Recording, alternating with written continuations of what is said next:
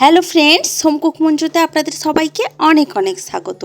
আজ আমার রেসিপিতে থাকছে সয়াবিন। আজ আমি বানাবো কাঁচা পেঁপে দিয়ে সয়াবিনের একটা নিরামিষ রেসিপি, যেটা খেতেও যেমন ভীষণই সুস্বাদু হয়, শরীরের জন্য কিন্তু ভীষণই ভালো। পেঁপে, সয়াবিন এগুলো তো শরীরের জন্য খুবই ভালো। তো প্রথমেই এখানে আমি সয়াবিন নিয়ে নিয়েছি একটা পাত্রে, আর সেখানে দিয়ে দিচ্ছি বেশ কিছুটা গরম জল। গরম জল দেওয়ার পর আমি এখানে দিয়ে দেব কিছুটা নুন। এখন নুনটা দিয়ে একটু নাড়াচাড়া করে এটাকে আমি ঢাকা দিয়ে দেব প্রায় 10 থেকে 15 মিনিটের জন্য। এইখানে এই গরম জলের মধ্যে সয়াবিনটাকে আমি ভিজতে দিয়েছি প্রায় 10 থেকে 15 মিনিটের জন্য। এতে করে কিন্তু সয়াবিনটা অনেকটা ফুলে যাবে এবং অনেকটা সফট হয়ে যাবে। তো তারপর আমি একটা কড়াইতে তেল গরম করতে দিয়েছি। তেলটা যখন বেশ ভালোভাবে গরম হয়ে যাবে তখন আমি তেলের মধ্যে দিয়ে দেব আলু। একটু মাঝারি সাইজের ডুমো করে কেটে আলু রেখেছি, সেই আলুগুলোকে এখন তেলের মধ্যে আমি ভাজতে দিয়েছি। আর আপনারা যদি চান এই রান্নাটা বা এই রেসিপিটি আলু ছাড়া বানাতে, সেটাও কিন্তু পেঁপে আর সয়াবিন দিয়ে বাকি রান্নাটা করেই নিতে পারেন, শুধু আলুটাকেই স্কিপ করে যেতে পারবেন, কোনো অসুবিধা হবে না। আলুতে যদি কারো প্রবলেম থাকে সে কিন্তু পেঁপে আর সয়াবিন দিয়েও এই সেমভাবে রেসিপিটি কিন্তু করে নিতে পারবেন, ভীষণই সুস্বাদু হবে খেতে। তো আলুটাকে দিয়ে একটু নাড়াচাড়া করেই কিন্তু আমি এখানে পেঁপে দিয়েছি। এখন পেঁপেটা দেওয়ার পর একটু নাড়াচাড়া করে ভালোভাবে এখন আলু আর পেঁপেটাকে ভেজে নেব। তার জন্য আমি এখানে দিয়ে দিচ্ছি কিছুটা নুনটা দিয়ে একটু নাড়াচাড়া করে আমি এটাকে ঢাকা দিয়ে দেব। আর গ্যাসের আঁচটাকে কিন্তু একদম লোতে করে দিয়েছি। এতে করে কিন্তু যেহেতু ঢাকা দিয়েছি অনেকটা ভেতর থেকে সফট হয়ে যাবে, নুনটা আলু আর পেঁপের মধ্যে ভালোভাবে ঢুকে যাবে, আর এখানে কিন্তু ভাজাটাও হয়ে যাবে। তো ওই 1.5 থেকে 2 মিনিটের জন্য ঢাকা দিয়ে রেখেছিলাম, তারপর ঢাকা খুলে দিয়েছি। আর দেখুন সুন্দর কালার ধরে গেছে আলু আর পেঁপের মধ্যে। এইভাবে একটু নাড়াচাড়া করে আমি ভালোভাবে আলু আর পেঁপেটাকে ভেজে এখন আমি একটা অন্য পাত্রে তুলে রাখছি। তো আলু আর পেঁপেটা তো ভাজা হয়ে গেল, যে সামান্য তেল রয়ে গেছে ওই তেলেই আমি এই সয়াবিনগুলোকেও ভাজতে দিয়েছি।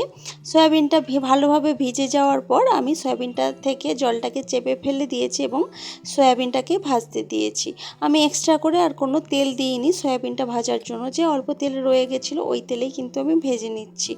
আর বেশি তেল খাওয়া তো ভালো না, সেই জন্য চেষ্টা করবেন যতটা তেল কম দিয়ে রান্নাটা করা যায়। এতেও কিন্তু ভীষণই ভালোভাবে একটু টাইম নিয়ে রান্না করলে খেতে কিন্তু ভীষণই সুস্বাদু হয়। খুব বেশি কিন্তু সব রান্নায় তেল দেওয়ার প্রয়োজন হয় না। তো সয়াবিনটাকেও ভালোভাবে ভেজে তুলে রাখলাম।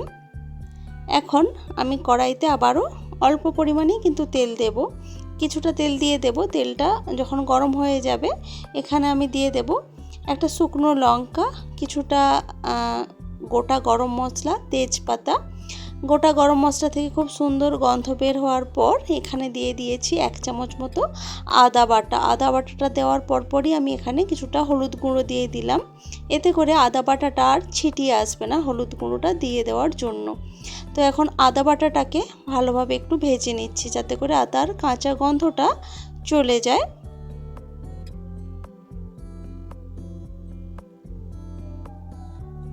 তো এইভাবেই নেড়ে চেড়ে আদা বাটাটাকে ভালোভাবে ভেজে নেওয়ার পর এখানে আমি দিয়ে দিয়েছি টমেটো বাটা বা টমেটো পেস্ট করা। আমি মিক্সিতে টমেটোকে টুকরো করে আমি একটু পেস্ট করে নিয়েছি, সেই টমেটো পেস্টটা এখানে দিয়ে দিয়েছি।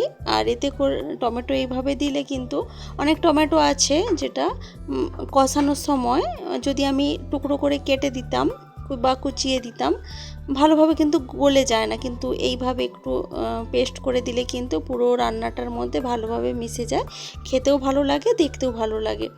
তো টমেটোটা কিছুক্ষণ কষিয়ে নেওয়ার পর এখানে আমি কিছু গুঁড়ো মশলা দিয়েছি, তার মধ্যে দিয়েছি লঙ্কার গুঁড়ো, জিরের গুঁড়ো আর ধনের গুঁড়ো। তো এই গুঁড়ো মশলাগুলো দিয়ে ভালোভাবে মশলাটাকে কষিয়ে নিচ্ছি। একটু টাইম নিয়ে ভালোভাবে মশলাটা কষাতে হবে, তাহলে কিন্তু রেসিপিটি খেতে ভীষণই সুস্বাদু হবে। তো বেশ কিছুক্ষণ এইভাবে মশলাটাকে কষিয়ে নেওয়ার পর এখানে আমি দিয়ে দেব সামান্য পরিমাণে জল। সামান্য জল দিয়ে মশলাটাকে আবারও আমি ভালোভাবে কষিয়ে নেব।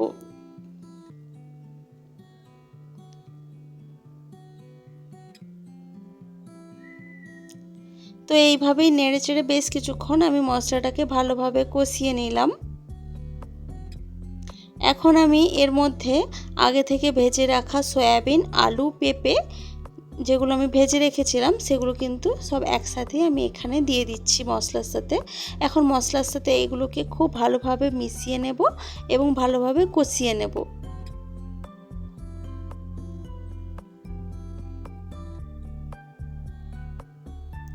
তো গ্যাসের আঁচ মিডিয়ামে রেখে আমি এই আলু, সয়াবিন, পেঁপেটাকে প্রায় 2 থেকে 3 মিনিটের জন্য ভালোভাবে কষিয়ে নিয়েছি। তো 2 থেকে 3 মিনিট মতো পর এখানে আমি দিয়ে দেব পরিমাণ মতো জল। ঝোল বা গ্রেভি আপনারা যতটা রাখতে চাইবেন সেই অনুযায়ী কিন্তু জলটা দেবেন। তো সয়াবিন কিন্তু একটু জল বেশি লাগে সয়াবিনের জন্য, সেই বুঝেই কিন্তু আপনারা জলটা দেবেন।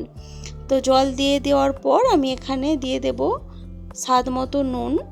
আমি যখন সয়াবিনটা ভিজিয়েছিলাম তখন কিন্তু কিছুটা নুন দিয়েছিলাম, আর আলু পেঁপেটা ভাজার সময়ও আমি কিছুটা নুন দিয়েছিলাম। তো সেই বুঝে কিন্তু নুনটা দিয়েছি। নুনটা দেওয়ার পর ঢাকা দিয়ে রেখেছিলাম। খুব ভালোভাবে এটাকে ফুটতে দিয়েছি প্রায় 5 থেকে 6 মিনিটের জন্য গ্যাসের আঁচটা মিডিয়ামে রেখে।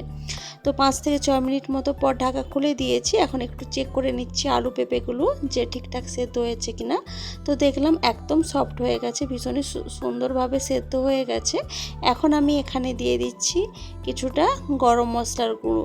তো রেসিপিটা যেহেতু প্রায় শেষের পথে, তো পুরোপুরিভাবে গ্যাসটা অফ করার আগে আমি 1 চামচ মতো গরম মশলার গুঁড়ো এখানে ছড়িয়ে দিয়ে তারপর ঢাকা দিয়ে গ্যাসটাকে অফ করে দিয়েছি।